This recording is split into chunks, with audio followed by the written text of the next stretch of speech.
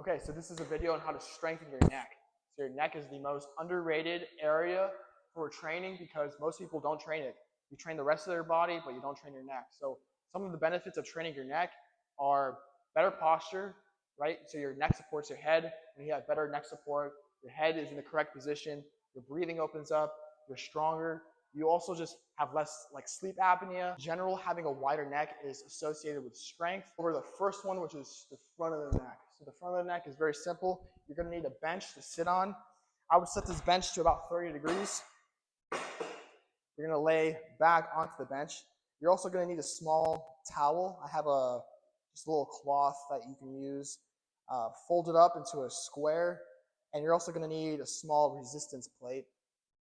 You're going to put that folded cloth right in the center of that plate so that when you put it on your head, it's not uncomfortable and leaving a mark on your forehead. So you're going to put that weight onto your head like this and have your neck off the bench. You're going to allow your neck to come off or extend backwards and then come up. Now, if that's too scary for you, what you can use is just use your hands. So you can just use your hands for resistance as well. If that's too scary, you can still get a good workout by just using your hands for resistance. But eventually, if you do want to have more gains, more strength, you would want to progress to a plate. Okay.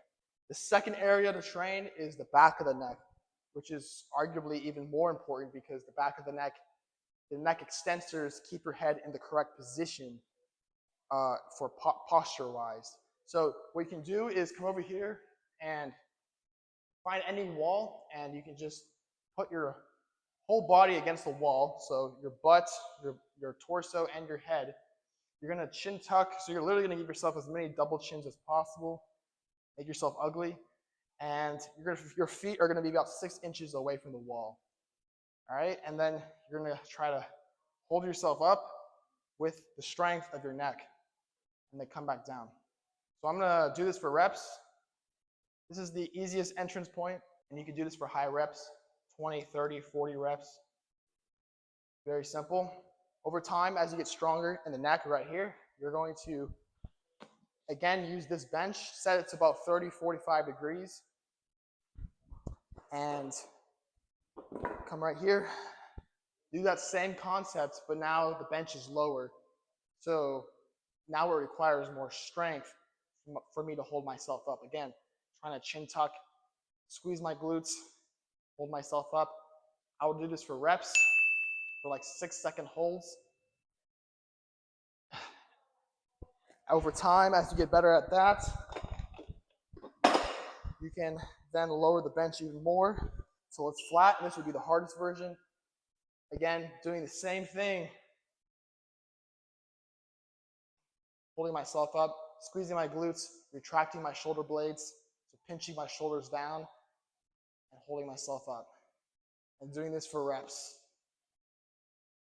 Okay? Train, that is the size of the neck. These are the sternocleidomastoid muscles that usually are very tight in most people because we don't typically stretch these muscles at all. So the progression for this is very simple.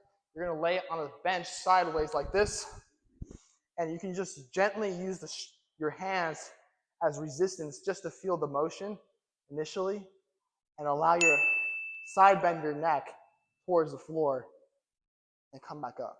So using your hands is actually going to be quite a workout.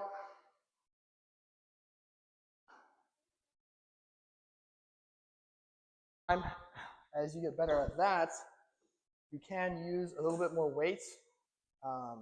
Again, the same thing, you're going to need a cloth. Put that on the cloth on the weight plate. Perform the same movement by going down, coming back up. Stretching those muscles on the side of the neck. Actually feels quite nice. I can share this video. Comment below if you have any questions.